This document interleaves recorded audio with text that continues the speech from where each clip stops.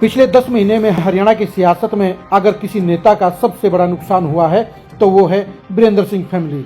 वीरेंद्र सिंह, उनके पूर्व सांसद बेटे ब्रजेंद्र सिंह और पत्नी प्रेमलता तीनों ही आज सियासत के उस पड़ाव पर पहुंच गए हैं जहां उनके सामने उम्मीदें कम नजर आती हैं और पछतावा ज्यादा नजर आता है।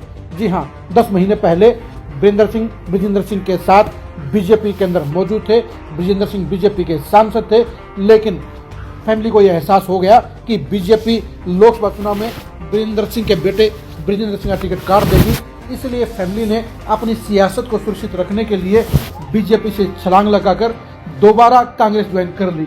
लेकिन कांग्रेस ज्वाइन करने के बाद वीरेंद्र सिंह फैमिली के साथ और भी माड़ा हुआ। उनकी सियासत को और भी करारे झटके लगे, क्योंकि ना तो ब्रजेंद्र सिंह को कांग्रेस ने लोकसभा का टिकट दिया और विधानसभा चुनाव में भी ब्रजेंद्र सिंह पहले ही चुनाव में उचाना से हार गए। ऐसे में सवाल ये उठता है कि ब्रजेंद्र सिंह और प्रेमलता की सियासत आज के दौर में, आज के टाइम में कहां पर खड़ी है। ब्रजेंद्र सिंह की सियासत के असलियत के हाल को जानने के लिए आज की इस खरी खबर को आप जरूर देखिए।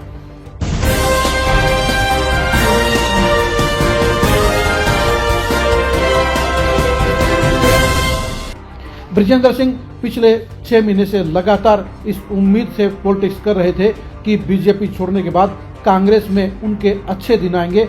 उनको ये उम्मीद थी कि कांग्रेस की हरियाणा में सरकार बनेगी, लेकिन हरियाणा के वोटरों ने उनके अरमानों को तोड़ने का काम किया। खुद ब्रजेंद्र सिंह चुनाव हार गए और कांग्रेस भी सत्ता से बेदखल रही।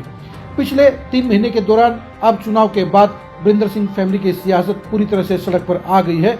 3 महीने में सिर्फ प्रेमलता के एक मेरी सहेली का प्रोग्राम के अलावा बाकी उनके लिए कुछ भी पॉलिटिकल तौर पर नहीं एक्टिव हुआ है। लेकिन ब्रजेंद्र सिंह आज के दौर में पूरी तरह से बेरोजगार हो गए हैं, क्योंकि सियासी तौर पर उन्हें कांग्रेस ने कोई जिम्मेदारी नहीं दी है। 10 महीने के बाद भी ब्रजेंद्र सिंह सिर्फ पूर्व सांसद के तौर पर ही अपनी पहचान शो कर रहे हैं और वो उचाना से बाहर कहीं नजर नहीं आते हैं। उचाना में भी ब्रजेंद्र सिंह और वीरेंद्र सिंह सिर्फ टाइम पास की पॉलिटिक्स कर रहे हैं। आप ब्रजेंद्र सिंह का ये ताजा लुक देखिए, जो 3 दिन पहले ही उचाना में हुए एक प्रोग्राम का है। उनकी बढ़ी हुई दाढ़ी आपको बता देगी कि वो किस दौर से गुजर रहे हैं। अगर ब्रजेंद्र सिंह के सोशल मीडिया के प्लेटफॉर्मों को भी आप ताकने झांकने का काम करेंगे तो आपको पता चल जाएगा कि वो आजकल क्या कर रहे हैं। जी हाँ, ब्रजेंद्र सिंह आजकल अपने पिता वीरेंद्र सिंह के पुराने भाषणों को सुनने का काम कर रहे हैं। वो अपने पुराने भाषणों को सुनने का काम कर रहे हैं और उनमें से क्लिप निकालकर वो अपने सोशल मीडिया के प्लेटफॉर्म पर पोस्ट कर रहे हैं। जी हाँ, इसके अलावा उनके पास कोई काम नहीं बचा है। ना तो वीरेंद्र सिंह को कोई बुलाने वाला है और ना ही ब्रजेंद्र सिंह के लिए कोई अच्छे माहौल की सौगात है। वीरेंद्र सिंह तो फिर भी दिल्ली के दरबार में जाकर कांग्रेस के बड़े नेताओं के साथ में मुलाकात कर लेते हैं, लेकिन ब्रजेंद्र सिंह की कहीं पर लाइजनिंग नहीं है। उनका पॉलिटिकल याराना कांग्रेस में नहीं है और यही वजह है कि वो कांग्रेस में रहकर भी आज बेगाने हो गए हैं, क्योंकि 10 महीने में कांग्रेस ने उनकी फैमिली को या उनको कोई जिम्मेदारी नहीं दी है। 10 साल से हरियाणा में कांग्रेस संगठन के बगैर है। ऐसे में ये मुमकिन नहीं था कि ब्रजेंद्र सिंह को जल्दी ही कोई जिम्मेदारी नहीं मिलेगी। ऐसे में ब्रजेंद्र सिंह सिर्फ टाइम पास कर रहे हैं और उनकी पॉलिटिक्स बीजेपी छोड़ने के बाद आज उस पड़ाव पर पहुंच गई है जहां उनके लिए कुछ भी अच्छा नहीं है।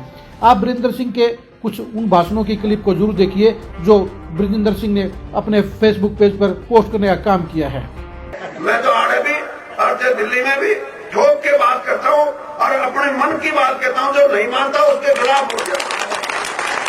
तो जी तो करे है ये सारी की सारी बात, लेकिन एक बात मैं बताऊं, आज जो भी हो आप लोगों की मेहरबानी की वजह से और चौधरी छोटू राम का जो खून है मेरी रगों में होने की वजह से राजनीति में मैंने ईमानदारी से राजनीति की है, बेईमानी से नहीं की।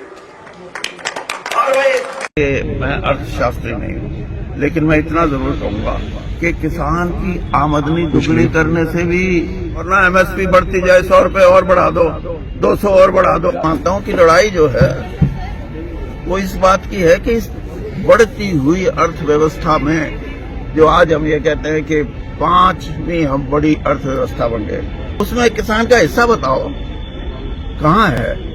कमेरे वर्ग को क्या मिलता है?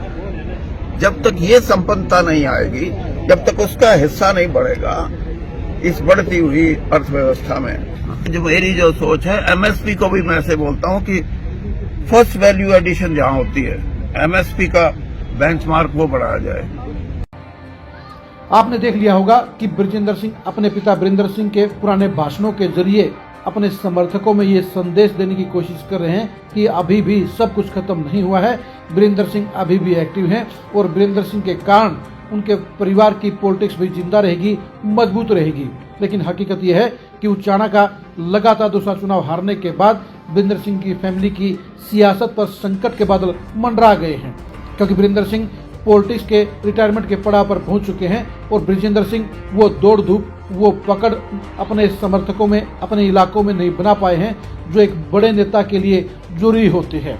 कहा तो बृजेंद्र सिंह के जरिए वीरेंद्र सिंह अपने सबसे बड़े ख्वाब यानी हरियाणा का सीएम बनने के ख्वाब को पूरा होने की उम्मीद कर रहे थे, लेकिन बृजेंद्र सिंह की नॉन परफॉर्मेंस ने उन्हें झटका देने का काम किया है और वीरेंद्र सिंह को ये समझ में आ गया है कि वो बीजेपी में इसलिए कामयाब नहीं हुए क्योंकि सांसद के तौर पर बृजेंद्र सिंह पूरी तरह से फ्लॉप रहे।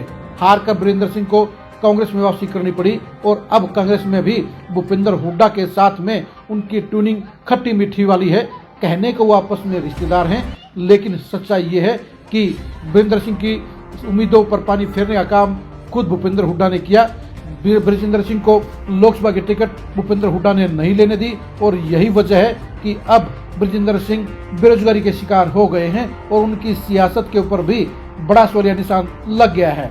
आप बृजेंद्र सिंह की पॉलिटिक्स के बारे में क्या सोचते हैं, कमेंट करके जरूर बताइए। आप वीरेंद्र सिंह के भविष्य के बारे में क्या सोचते हैं, कमेंट करके जरूर बताइए।